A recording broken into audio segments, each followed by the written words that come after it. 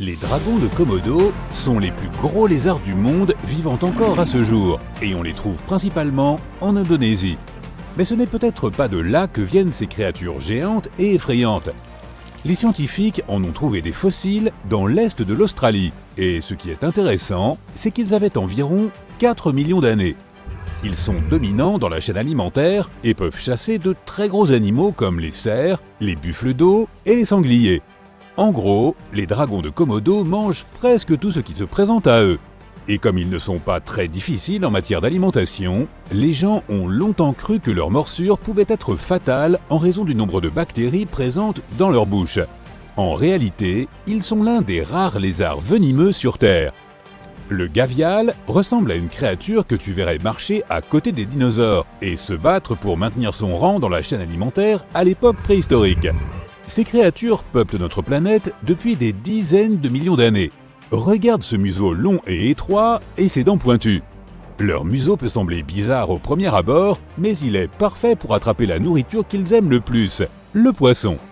Mais ce sont aussi de très bons parents, les plus dévoués dans le monde des reptiles. Les femelles pondent leurs œufs dans plusieurs nids proches les uns des autres et les gardent à l'abri de la rivière et des prédateurs potentiels. Lorsque les petits sentent un danger, ils se précipitent vers le gavial le plus proche et souvent, ils grimpent même sur sa tête pour se réfugier de ce qui les poursuit. Ce n'est pas pour rien que l'esturgeon ressemble à un poisson ancien, simple et primitif. Il est présent sur notre planète depuis au moins 250 millions d'années. On en trouve des fossiles partout dans l'hémisphère nord. Il nage surtout dans les grandes rivières et les lacs d'eau douce, mais certaines espèces ont tendance à se rendre dans les océans et ne reviennent dans les lacs et les rivières que lorsqu'ils ont besoin de se reproduire. En moyenne, ils vivent 50 à 60 ans et mesurent jusqu'à 5,5 mètres. Beaucoup d'entre eux sautent hors de l'eau et font un grand plouf que tu peux entendre jusqu'à 1 km de distance. Personne ne sait pourquoi ils font ça. Cela pourrait être la façon dont ils communiquent avec leur père. Le solénodon est un mammifère venimeux avec un corps trapu et des pattes courtes.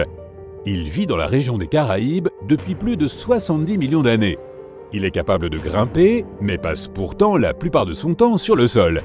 Là, il se déplace en se dandinant et de façon apparemment aléatoire. Mais lorsque c'est nécessaire, il peut courir assez vite sur de courtes distances. Les solénodons ont un mode de communication particulier. Gazouillis, clics, grincements et couinements. Ils ont des glandes cutanées spécifiques qui leur donnent une odeur de chèvre.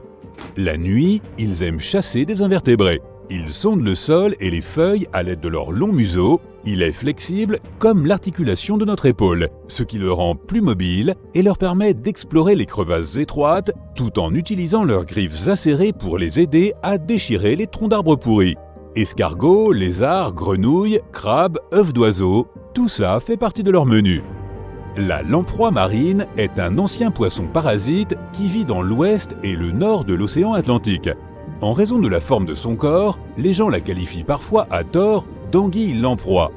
Cette espèce n'a quasiment pas évolué depuis plus de 340 millions d'années et a connu au moins 4 grands événements d'extinction. Elles ont un sens de l'odorat assez bien développé. C'est pourquoi elles utilisent les odeurs pour communiquer entre elles et se frayer un chemin.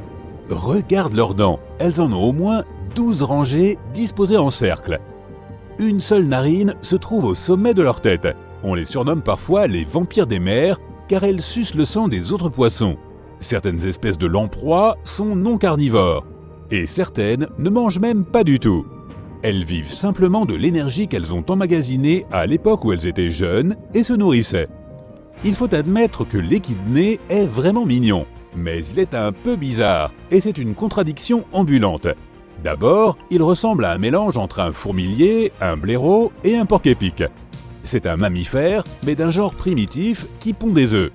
Le seul autre type de mammifère vivant ovipare est l'ornithorynque. De plus, les échidnés sont également classés comme ayant un bec alors qu'ils n'en ont pas vraiment. Ils ont juste un nez charnu qui peut être court ou long. Ils sont couverts d'épines creuses qui sont en fait des poils modifiés. La fourrure entre les épines est ce qui leur permet de s'isoler. Bref, ils ont une apparence très bizarre, mais cela ne les a manifestement pas pénalisés puisqu'ils n'ont pas changé depuis des dizaines de millions d'années. Le Garpic alligator est un animal curieux qui a plus l'air d'être mythique que réel. Ce n'est pas un mélange de carpe et de crocodile et il n'est pas apparenté aux alligators. Mais regarde ses dents pointues et sa tête de crocodile. Il est facile de voir d'où vient son nom. Il a plus de 150 millions d'années et c'est la plus grande espèce de poisson d'Amérique du Nord qui passe presque tout son temps en eau douce. Il peut tolérer l'eau saumâtre et même l'eau salée, mais les marais, les bayous, les lacs et les bassins stagnants des grands cours d'eau restent son terrain de prédilection. Il n'est pas dangereux pour les humains, mais ses œufs sont toxiques. Certains qualifient le bec en sabot du Nil d'oiseau le plus terrifiant du monde. Le titre qu'il pourrait certainement gagner est celui du plus long regard sans sourciller. Ils peuvent rester littéralement immobiles pendant des heures en faisant reposer leur énorme bec contre leur cou. Et leurs yeux dorés semblent dire qu'ils préparent un mauvais coup. Ils sont connus pour leur forte morsure. Ces oiseaux sont peut-être plus apparentés aux pélicans qu'aux cigognes, car leurs organes vocaux sont similaires. Les barbiroussas sont parfois appelés cochons préhistoriques. En langue malaise, leur nom signifie cochon-cerf. Regarde leur corps trapu en forme de tonneau, parfaitement équilibré sur des pattes délicates qui ressemblent effectivement à des pattes de cerf. Les mâles ont de grandes défenses qui poussent vers le haut à travers leur museau et qui, à un moment donné, se recourbent vers la tête. Ils ressemblent un peu à la version porcine d'un orque.